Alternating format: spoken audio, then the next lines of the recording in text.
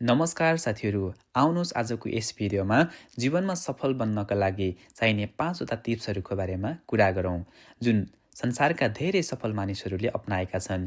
यी 5वटा टिप्सहरूले तपाईँको जीवनमा पनि परिवर्तन ल्याउन सक्छन्, चाहे तपाईँ विद्यार्थी हुनुहुन्छ, व्यवसाय वा रोजगारी खोज्दै हुनुहुन्छ। त्यसैले भिडियोलाई अन्तिमसम्म हेरेर साथ दिनुहोला। र आजको हाम्रो पहिलो टिप्स रहेको छ, स्पष्ट लक्ष्य राख्नुहोस्। साथीहरू, सफल मानिसहरूले सधैँ स्पष्ट लक्ष्य बनाउँछन्। जब तपाईँको लक्ष्य स्पष्ट हुन्छ नि, तपाईँको ध्यान र ऊर्जा सोही दिशामा केन्द्रित हुन्छ।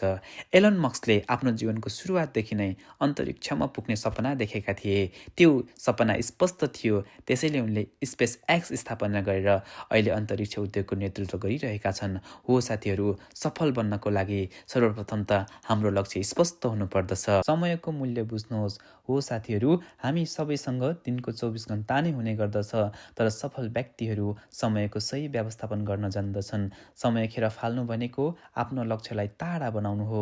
त्यसैले एप्पलका संस्थापक स्टिभ जब्सले आफ्नो दिनको हरेक मिनटलाई गम्भीरताका साथ उपयोग गर्ने गर्थे।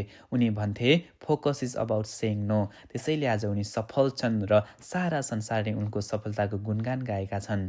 यसै गरी जीवनमा सफल बन्नको लागि निरन्तर अभ्यास गरौँ। हो साथीहरू, जिन्दगीमा सफलता एकैपटक आउँदैन। यो निरन्तर प्रयास, धैर्यता र अभ्यासबाट मात्र सम्भव हुन्छ। त्यसैले माइकल जोर्डन, बास्केटबलका महान खेलाडी, हजारौं पटक अभ्यास गर्थे। उनले भन्थे, म धेरै पटक असफल भए, तर मैले हार मानिनँ। त्यसैले आज साथीहरू हेर्नुहोस्, उनी विश्वको एक सफल खेलाडीको रूपमा स्थापित छन्। अर्को सफलताको महत्त्वपूर्ण टिप्सको रूपमा असफलतालाई सिकाइको अवसर बनाऊ। हो साथीहरू, सफल मानिसहरू असफलतालाई हारको रूपमा होइन, पाठ सिक्ने अवसरको रूपमा हेर्छन्। त्यसैले उनीहरू सफल बन्ने गर्छन्। र जीवनमा सफल बन्ने अन्तिम टिप्स यानि कि 5औं टिप्सको रूपमा रहेको छ, सकारात्मक सोच राख्नुहोस्। हो साथीहरू, जब तपाईँ सकारात्मक सोच राख्नुहुन्छ, तपाईँ चुनौतीहरूलाई अवसरको रूपमा हेर्न सक्नुहुन्छ। मानसिकता परिवर्तन नै जीवन परिवर्तनको सुरुवात हो। डाक्टर अब्दुल कलाम भारतका पूर्व राष्ट्रपति, जो एक गरिब परिवारबाट आएका थिए, तर उनको सोच भने सधैँ नै सकारात्मक रहेको थियो। हो साथीहरू, उनी भन्ने गर्थे, सपना त्यो होइन जुन निदाउँदा देखिन्छ, सपना त त्यो हो जसले निदाउँदा देखिँदैन। उनले कहिले पनि आफू गरिब परिवारबाट आएको हो र आफू सफल हुन सक्दैन भनेर उनले कहिले पनि सोच राखेनन्। उनले सधैँ सकारात्मक सोच राखे र उनले विश्वलाई सफल बनेर देखाइदिए। साथीहरू, तपाईँ पनि सफल बन्न चाहनुहुन्छ भने यी 5 टिप्सहरू तपाईँहरूले आजैबाट अभ्यास गर्न सक्नुहुन्छ।